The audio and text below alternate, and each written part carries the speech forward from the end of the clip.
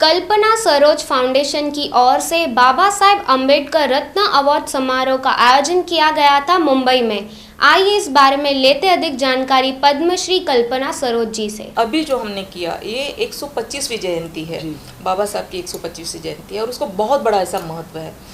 तो हमारी सरकार ने भी उसको बहुत बड़ा महत्व दिया है। जहाँ तक कि मोदी जी ने इतने सारी स्कीम निकाले कि जैसे 125 स्टूडेंट्स उनको बाहर देश में पढ़ने के लिए भेजा, 125 करोड़ सारी संस्था को बांटे कि तुम काम करो अच्छे से, 125 का सिक्का निकाला, 125 का पोस्टल टिकट निकाला। मतलब ऐसे कहीं स्कीम हमारी गवर्नमेंट ने खुद किए और हर जगह पे मोदी जी ने प्रोग्राम्स किए।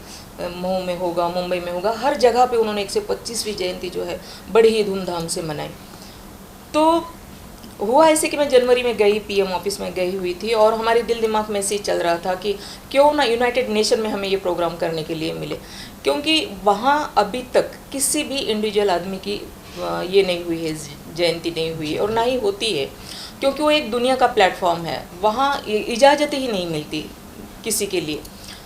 लेकिन जब हमने मोदी जी से ये बात कही कि हमारा दिल कहता है कि बाबा साहब की ये जो 125वीं जयंती है वो अगर वहाँ मनाने की हमें इजाज़त मिल जाए तो ये बहुत ही बड़ा काम हो जाएगा। और मुझे बताते हुए बहुत खुशी होती है कि मैंने जनवरी में एप्लीकेशन डाली कि मुझे यहाँ ये करना है और 1 महीने के अंदर, मतलब फरवरी के फर्स्ट वीक में मुझे सारे परमिशंस मिल गए। तो बड़ी खुशी हुई मुझे कि ये ऐसे सारे, क्योंकि उनके एनओसी के बिना कुछ होना नहीं था। तो वहाँ जो हमारा अमेरिका में इंडियन मिशन जो है, तो उनको इन लोगों ने सारे एनओसीज भेजा कि आपको इनके साथ में ज्वाइंटली करना है, क्योंकि हम इंडिया से जाएंगे तो वहाँ सपोर्टर कौन है। तो वहाँ की एक संस्था थी जो ह्यूमन होराइजन एक संस्था थी, उसको मैंने साथ में ले लिया, जो हमारे भारतीय है लेकिन वहाँ पे बसे हुए हैं। और ये जो हमारी गवर्नमेंट है वो हमारे साथ में हो गई और इसके साथ साथ हमने ये प्रोग्राम किया। 156 राष्ट्र के लोग आए हुए थे वहाँ पर और उनके बीच ये जो प्रोग्राम हुआ ये बहुत ही सुंदर ऐसे प्रोग्राम हुआ। तो हमने क्या किया, हमने भी ये किया कि 125वीं जयंती के अवसर पर 125 अवार्ड डिक्लेयर किए कि दुनिया के जितने लोग हैं जिन्होंने हमारे समाज के लिए, इंसानियत के लिए, अपने देश के लिए एक अच्छा काम किया हो, तो जाहिर सी बात है कि उनका सम्मान किया जाए, उनका गौरव किया जाए। तो वो किससे होगा कि वो 125 जो अवार्ड्स हमने डिक्लेयर किए थे उससे होगा। जो अवार्ड डिक्लेयर हमने यूनाइटेड नेशन में किए और अवार्ड देने का जो काम था वो एम्बेसी के हॉल में किया। एम्बेसी भी, मतलब वहाँ के एम्बेसडर भी थे हमारे साथ में और उनके द्वारा हम लोगों ने कनाडा, अमेरिका, लंदन, मतलब जो जहाँ से आए हुए थे 156 राष्ट्र के लोग, तो जिनके नाम चुने गए थे उन सबको हमने दिया। हमारे भारत के भी कुछ लोग आए हुए थे, उनको भी दिया गया। लेकिन जो लोग आ नहीं पाए वहाँ पर किसी कारणवश और उनके जो अवार्ड बचे हुए थे, तो उस कार्यक्रम का समारोह करना था और उन लोगों को वो सारे अवार्ड्स हमें देने थे। तो फिर हम लोगों ने सीएम से कॉन्टैक्ट किया, गवर्नर से कॉन्टैक्ट किया, तो वो लोग राज़ी हो गए कि ठीक है हम लोग आ रहे हैं। तो हमने वहाँ जैसे एक ऐतिहासिक यूनाइटेड नेशन की जगह पे किया, इसी तरह से BSE बॉम्बे स्टॉक एक्सचेंज, यहाँ पे ऐसे कोई भी प्रोग्राम नहीं होते हैं। वो भी एक ऐतिहासिक की जगह है क्योंकि ये शेयर मार्केट है हमारे यहाँ का और बहुत सारे ये होते हैं वहाँ पर सिक्योरिटी पर्पस से, मतलब वहाँ जाना नहीं होता है। लेकिन उसके बावजूद हमें वो हॉल मिल गया, बड़ा ही खूबसूरत सा हॉल था और अभी 2 तारीख को ये फंक्शन हो गया।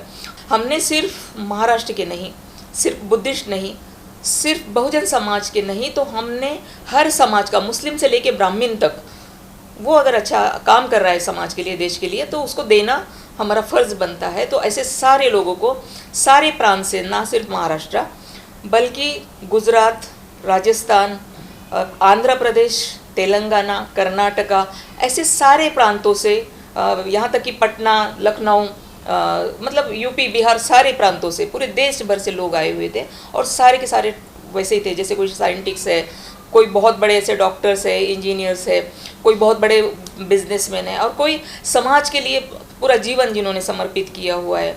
हमारे वो बाबूलाल बच्चर है जो राजस्थान के एक्स MLA है और बिलाई समाज के हैं और वहाँ के, मतलब उसके प्रेसिडेंट है और पूरा समाज उनके साथ है। तो वो अनाथ महिलाओं के लिए, अनाथ बच्चों के लिए, विधवाओं के लिए इतना काम करते हैं।